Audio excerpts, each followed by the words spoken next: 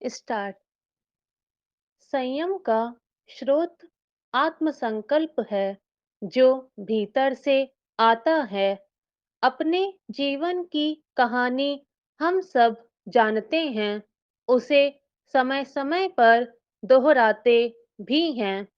हर कहानी में सुख होता है तो दुख भी, पीड़ा मौजूद रहती है तो प्रसन्नता भी। कुछ बातें हमें गौरवान्वित करती हैं तो कुछ अवसाद की तरफ धकेल देती हैं। यानी हमारी कहानी में जीवन के सारे पक्ष और रंग होते हैं, लेकिन हम सुनाते वही हिस्सा हैं जो हमें चमकदार साबित करता है, जो सबसे अलग करता है। क्या यह खुद के साथ न्याय है? हम भूल जाते हैं कि जीवन का अंधेरा पक्ष भी हमें सही रास्ते पर ले जाने में मददगार होता है। इसलिए कहा जाता है कि सुख और दुख, इन दोनों किनारों पर अगर संयम के साथ चलने की आदत बना लें तो जीवन को सही संदर्भों में समझ पाएंगे।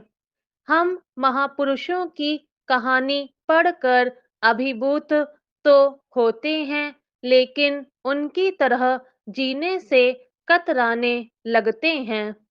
इसलिए कि कामयाबी के लिए 100 कष्ट सहने होते हैं।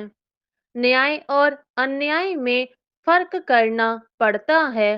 अगर यह रास्ता मंजूर हो तो शायद हमारी आधी मुश्किलें पहले ही दूर हो जाएं।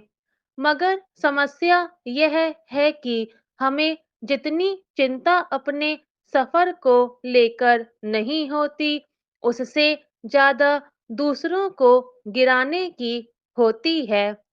हम खुद की कमियों को देखने के पहले दूसरों की खूबियों को कमियों में रूपांतरित करने लगते हैं। अपना पाप पाप नहीं लगता, अन्य का निष्पाप होना खलने लगता है। सदियों से एक विराट सवाल खड़ा है कि न्याय निर्णय करे वह पवित्रात्मा, न्यायमूर्ति कहाँ है? भ्रष्ट समाज और उसकी व्यवस्था का विरोध करने वाला पूर्ण रूप से अभ्रष्ट व्यक्ति कहाँ है? समाज, देश और दुनिया जिस दुर्दशा की ओर जा रही है, उसके लिए क्या हम जिम्मेदार नहीं हैं? जैन परंपरा में आचार को बहुत महत्व दिया गया है। आचार धर्म साधना की बुनियाद है। इसका मूल है संयम। यह प्रश्न उठाता है कि संयम किसका हो? निर्देश मिलता है, हाथ का संयम, पाँव का संयम, सारी कर्मेंद्रियों का संयम, सारी ज्ञानेंद्रियों से होने वाली अनुभूतियों के प्रति होने वाले राग द्वेष मूलक मानसिक परिणामों का संयम। यह संयम मन, वाणी और कर्म के सारे स्तरों पर होता है।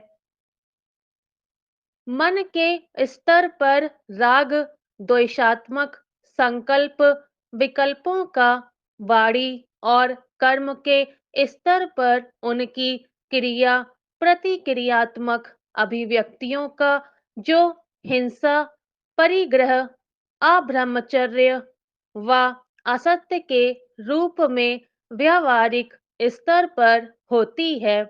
संयम का स्रोत आत्मसंकल्प है जो प्रज्ञा से निष्पन्न होता है। प्रज्ञा की ज्योति में आत्मसमीक्षण की अनिवार्य परिणति संयम है, क्योंकि सारे असंयम का स्रोत प्रज्ञा का अभाव है। संयम का प्रभाव हमारे चेतन या अवचेतन मानस पर दमन के रूप में कभी नहीं पड़ता। अगर पड़ता तो वह संयम नहीं है। महावीर ने कहा है, जिसकी संयम में रति है, उसके लिए वह देवलोक की तरह सुखद है। संयम की आराधना के लिए ब्रह्म आलंबन के रूप में किसी आत्मज्ञानी सर्वश्रेष्ठ साधक के मार्गदर्शन में निरंतर रहकर उसके निर्देशानुसार जीवन की साधना करने की अपेक्षा है। यह साधना किसी जंगल में नहीं, आम व्यवहारिक जीवन में रहकर की जा सकती है। इसी से हमारा मानस परिवर्तन होगा। स्टॉप।